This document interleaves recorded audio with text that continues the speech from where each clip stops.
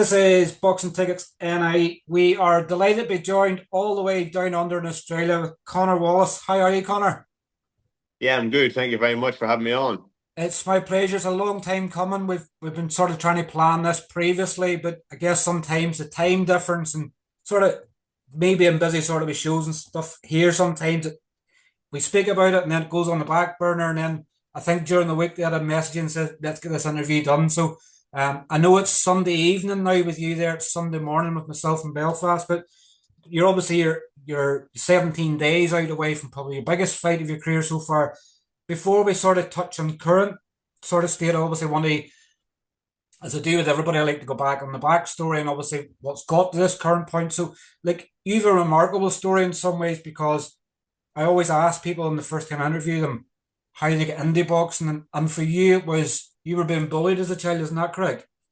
Yeah, I was getting bullied in primary school and went out to the local boxing gym then just out beside the house. And that's where it all started from. And didn't think I'd have 175 or 180 amateur fights and just getting ready for my 15th pro fight now, But it's unbelievable what boxing has done for my life, and it has definitely helped me in many ways and disciplined me a lot, And I'm happy to be where I am now, and I'm getting ready for, as you said, the biggest fight of my career, which is a world title eliminator. So I'm looking forward to it.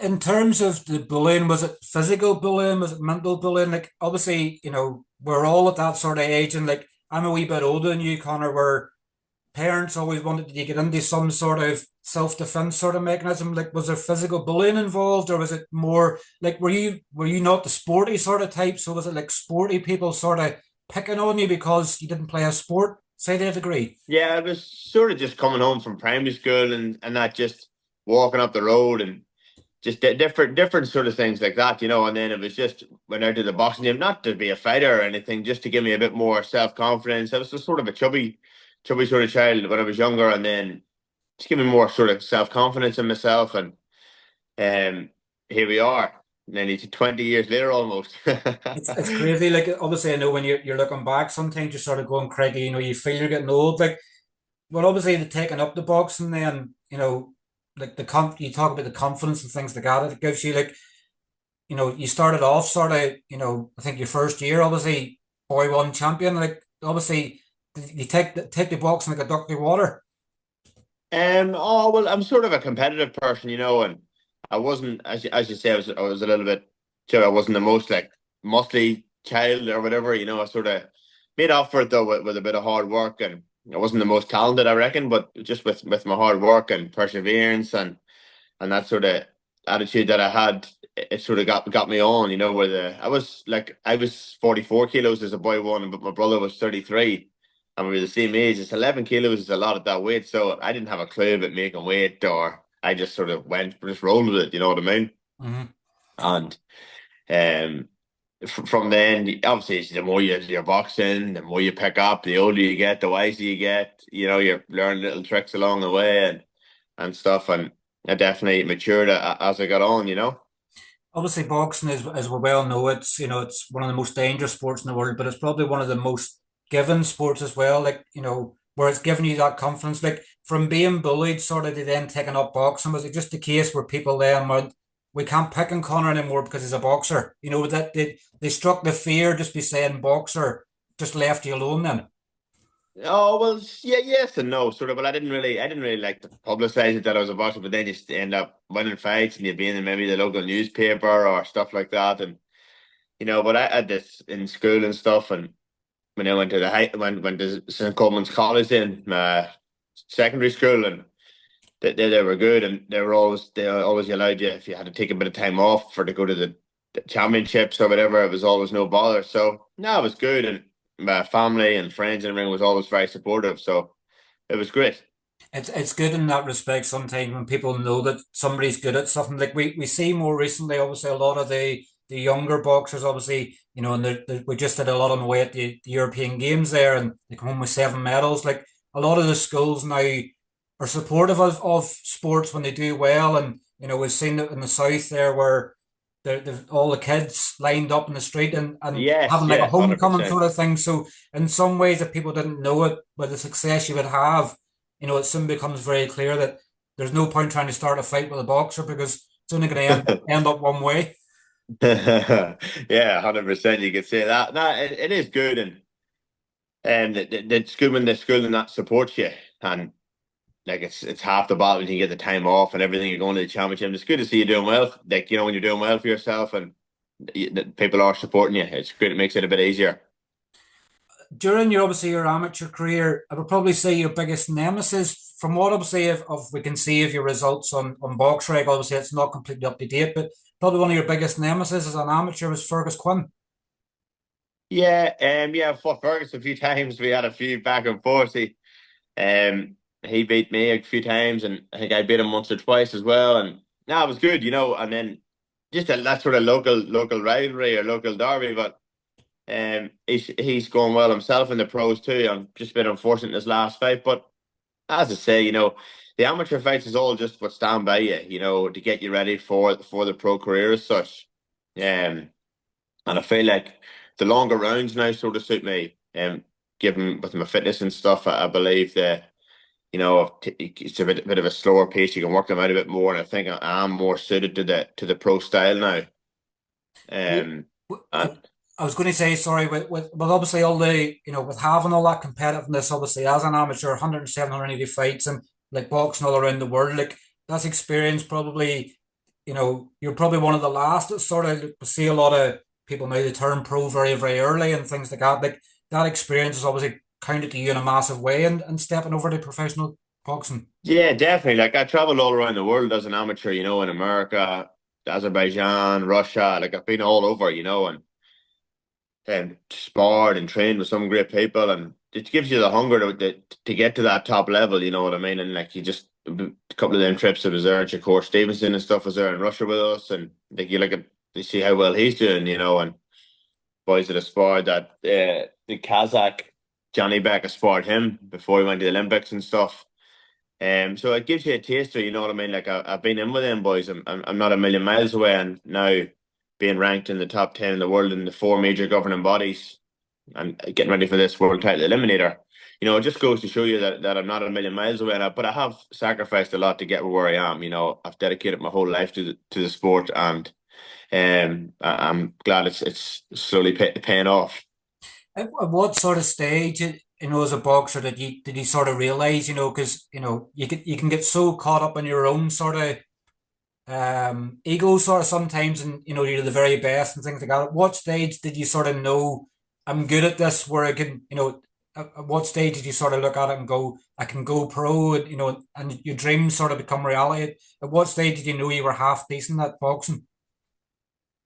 Yeah, well, I'm not really one of them ones who talk a lot of shit and stuff, like I'm not. That's not me at all. And anyone that knows me knows that I'm not like that, And you never see me talking shit before a fight or saying I'm going to do this, going to do that. I like to do my talking in the ring, And but I just sort of, as I say, I was very competitive, and when you're winning and stuff, it's good getting all them trips, and you have the good days, the bad days, you have the losses, but yeah, you try to come back from them and not get too caught up in the losses. But whenever I got the offer to turn pro, then with Steve here in Fortitude Boxing, it was a chance I couldn't turn down. I was delighted to come over and checked out the gym and stuff and seeing what it was like, and I loved it. The people here was unbelievable. They're very supportive and a couple of good sponsors and everything, and yeah, I've been loving it here.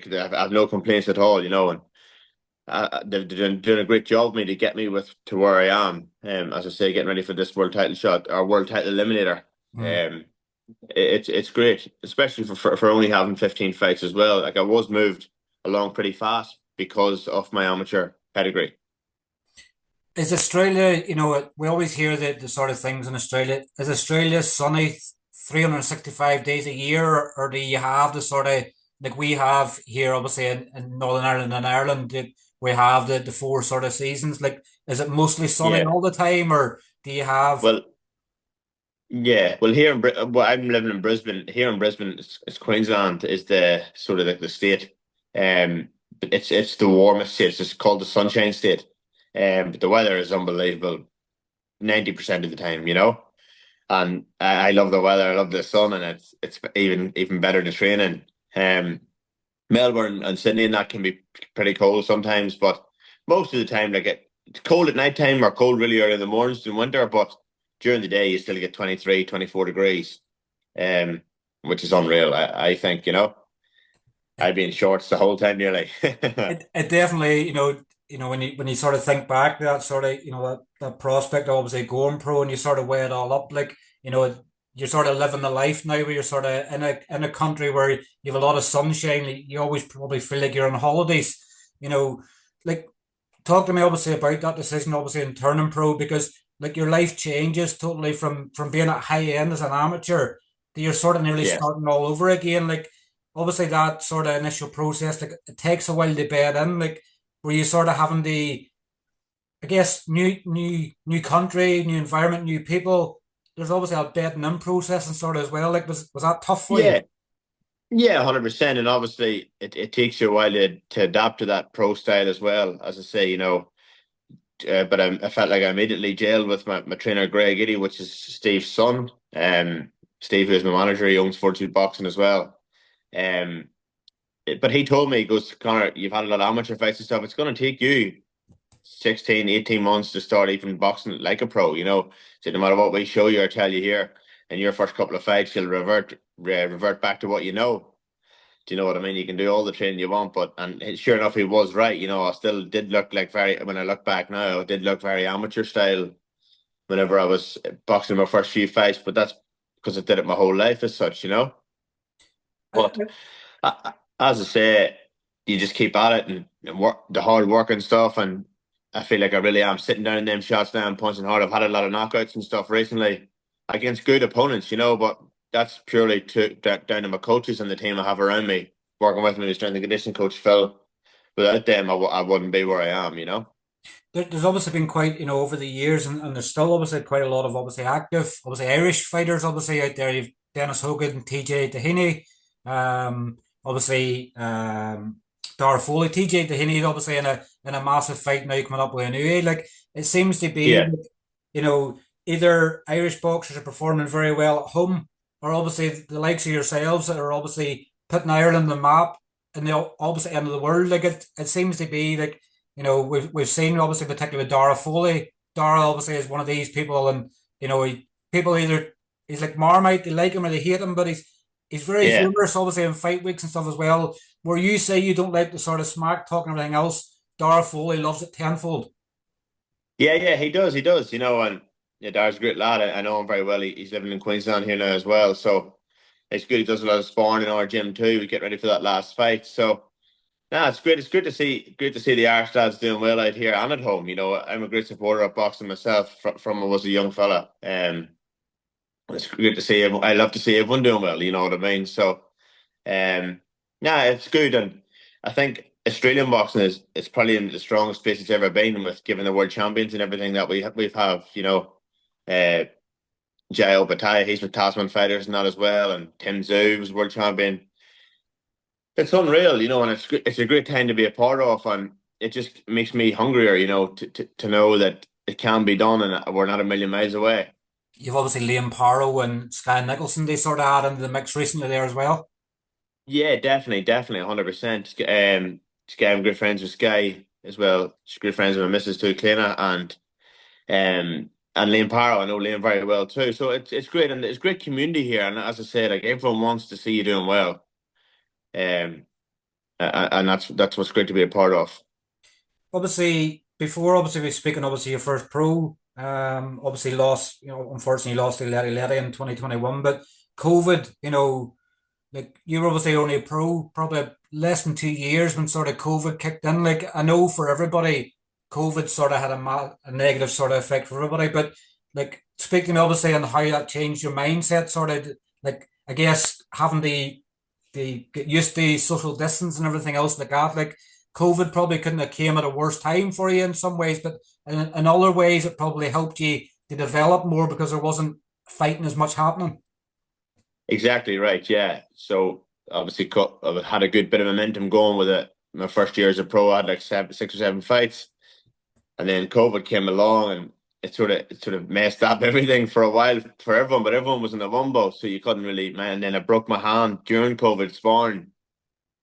And so Then the Letty fight was my first fight back after the hand surgery, which was probably, in hindsight now looking back, I probably should have had a bit of a tune-up fight before I fought Letty because he's a good operator, tough boy. And but you live and you learn. It's probably the best thing that could have happened to me because I'm not this like undefeated prospect anymore, And a few people come out of the woodwork then to fight, and I got a couple of good fights, and then obviously I got that shot at Forest for to get me the world ranking to win the regional belts, and that's where I got the belts from. I was a massive underdog in that fight, but again, probably if I didn't have that loss, I would have been undefeated and might not have got that fight as easy. So I'm a great believer in things happen for a reason, and I couldn't be happier with where I am now. And the main thing is to keep pushing forward, and I'm getting ready for the biggest fight of my career, and I'm going to leave no stone unturned. I've been training very hard, been over in Thailand, everything. So this is a huge opportunity for me and a huge fight, and it could be life changing. It's refreshing sort of sometimes to see the sort of, where things, where you say things happen in life for a reason. I'm a firm believer in that as well. And like to use another example for yourself, the Letty fight, Carl Frampton obviously fought and got dropped twice and then ended up getting the Scott Quigg fight, getting the Leo Santa Cruz fight.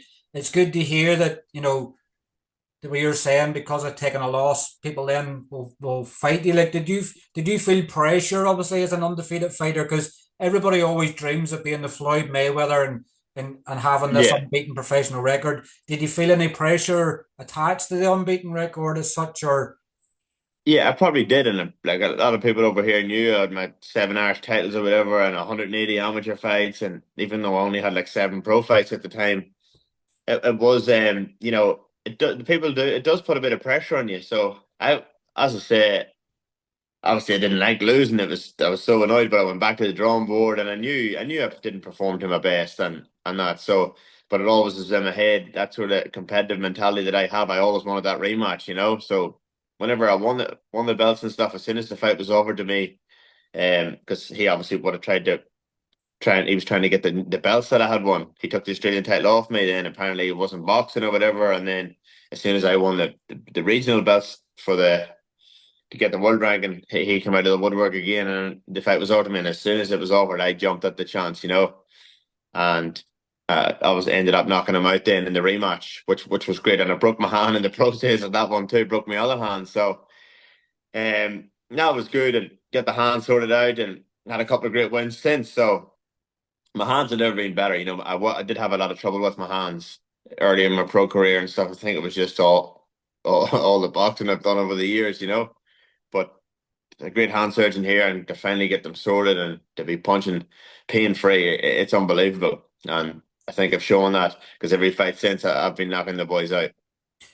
tell me obviously on getting obviously the revenge obviously for Letty. Like sometimes we'll see fighters get beat by someone and then they just avoid them completely. Like was that obviously a massive relief for you to sort of the right or wrong? Obviously, I know you had the hand troubles in the first fight, but was it a relief for you to show the true Conor Wallace in getting revenge against them? Yeah, definitely, because it was a close and even in the rematch, I broke my hand in the second round, and which didn't allow me to jab, and my jab would have been key in that fight because he comes forward and stuff and trying to keep the distance a bit would have been good to have the jab. My coach, if you watch the fight back, you can hear him saying, "You want to use your jab," and I was like, "I can't jab. My hand is fucked," and that was all right. So if you watch the fight back, you'll clearly see I was like just always just like touching. I was never actually been able to turn these two knuckles over. And then I caught him with the right hook with the bottom two knuckles and wobbled him. And then if you're watching the corner, I just finished him. I was like throwing four lefts for every one right. But it was a great just to really to knock him out and put the nail in the coffin as such, and just get rid of that chapter in my career and move on. Like put it to bed as such, as opposed to winning a close fight on him. You would have had to maybe have a trilogy, But I done what I needed to done. Like I had everything to lose again in that fight as such because he was bringing nothing to the table. Different if he had the belts and I was challenging for his belts. It was nothing like that. First time I had the Australian title, he took it off me, and then um, he was apparently he wasn't boxing or whatever. And then as soon as I won the belts for the world ranking, he came out of the woodwork again. So I didn't have to fight him in the rematch, But that's just the way I am. I wanted to get that right and move on with my career. like obviously you didn't, you didn't have it all your own way. Obviously that fight as well. Like obviously dropping the third round, obviously then stopping the sixth. Like you, when you obviously drops you in the third round, you're going, Craigie, not this again. But obviously that shows that bounce back mentality, sort of that you were like, you could easily went, oh no, this is my night, and you could end up Yeah. getting defeated again. But it sort of shows a testament, obviously, the fighting Irish. We got knocked down, we got back up, and we go again. Oh, 100%, 100%. You'd have to kill me to stop me, I can tell you that much. So and that's just the way I am. And sometimes my coaches don't really like it the way I get my chin tasted a bit too much sometimes, but it is what it is. I think that's why I've got a great fan base here. That people pay to see entertainment as well. If you look at any of my fights, it's always been sold out here and not even my own country. So I'm always Irish, but there's a massive Irish contingent here in Brisbane and Sydney and whatever they travel for my fights, and I've built up a great fan base here, and I love it. If you watch it back any of the fights, I still walk out to the Irish songs and all, and wearing the tricolour on my full kit and everything. So no, I'm very proud of where I come from. I'm definitely Irish to the bone, but I've got a great Australian fan base here as well too. So we got the Irish Aussies. Obviously, you've now become a father as well. Like obviously, Pixie, how's life changed for you now that you become a father? Like, is it just the same? Are you sort of trying to keep that same mentality, or obviously you have an extra mouth to feed now as well? Does that give you that extra motivation and inspiration to obviously achieve your dreams? Yeah, definitely 100%. Like I would have thought winning a big fight's the best feeling in the world, but becoming a father definitely tops that, I reckon. When you just see your baby there and she's actually yours, she's crying, you're like, holy shit, it's the maddest feeling ever. So it's unbelievable. She's doing very well. Our partner's doing well and stuff as well. We got engaged, so You're now an no, adult, then. everything. You're now an Yeah, I adult. know, You're I a know. father, and you're engaged. Like you feel like an adult. I know, but it's good. I've been with my partner a long time as well, so yeah, it's been great. The baby's going very well. She's at that age now as well, where she's laughing and everything. She knows you're coming in. She's not just that baby lying there anymore. So it's great fun, and I'm looking forward to. She's going to be at. This will be the first fight she'll be at in Sydney. So going to take her along to the fight. She'll have the Team Wallace shirt on her, and hopefully, she'll have the little earmuffs and stuff on in case it's too loud for her. Definitely, it's obviously creating them memories. Like we're 17 days out now, and obviously, as we said at the start, from obviously your biggest obviously fight you date, you're fighting names sometimes. Let me see if I can get this one right. You're fighting Jerome Pampellone for Yeah, that's him. WBO Intercontinental title, but it's also the IBF eliminator for the number two ranking as well. And like I guess there's extra pressures that sort of come with that as well. But like you're getting so close, as we said, you're ranked in the top 10 with all the government bodies, six with the WBA, seven with the WBO, six with the ABF, five with the WBC. You're getting very close to a world title, but like you could probably avoid it fights like this and sort of nitpick your way into a position because obviously Wally Hutchinson and things like that are all fighting very good fights to Yeah. sort of get fights that you could have taken an easy option, but like this is no easy sort of fight for you in some ways, but it's preparing you for a world title fight.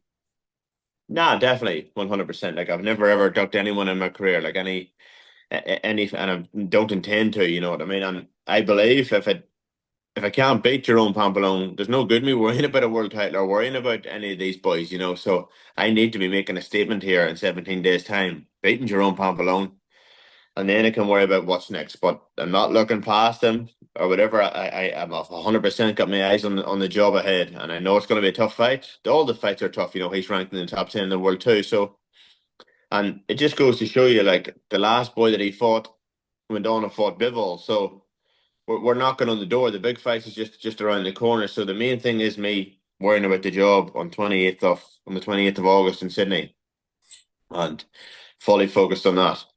I was speaking obviously to Conor, obviously striking coach, obviously right in Thailand, obviously doing some work there. Yeah, And he was obviously over for Tyrone McKenna's fight here in Belfast, and we were sort of speaking away. And I don't want to sort of disclose too much sort of online because obviously opponents and things yeah, like that could be watching. But like it's a tough fight, but it's a very winnable fight for you as well because you have that power, and the sort of the style that you have from the amateurs and everything else like that. Like this is a sort of a way for you to sort of bring yourself on to the, calling out, you beat Jerome Pampellone, and then it's, I'm ready for a world title shot. This is a good statement for you to make. Definitely, definitely. We had a great training camp out in Thailand. I was out there with Conor and stuff. It was unbelievable to get to train in the facility he has. He's got a great setup out there now, and he's going very well for himself. And it was at Targa as well with John Boy and stuff. So it's been unreal. And good to see the Irish lads too. Everyone getting behind each other and helping me out with my training and stuff. And this is a big fight, as I say. And Conor watched him as well and give his bit of input too. So it's all helpful. As I said, people want to see you doing well here, and I'm very grateful for that. And I think it is a good chance. This is a big fight, and it's a good chance for me to look well, with my boxing skill and stuff. And I can bang, I can fight, but I'm looking forward to showing the best version of myself in 17 days. How, are you one for sort of predictions and fights? Like, how do you sort of see the fight going? Oh, there's numerous ways the fight can go. I believe I reckon it's got fight of the night wrote all over it, because you know what I'm like when the crowd and stuff's there, I get stuck in a fight and whatever. It'll be a good buzz. I'm looking forward to it, but both of us are big punchers as well, so it'll be interesting to see does the fight actually go the distance. But I don't really mind. I'm ready to do whatever. I've been training very hard. I'm ready to go the 12 rounds, or if I knock him out, I'm happy. As long as I get the win, that's all I want to do, and move on with my career.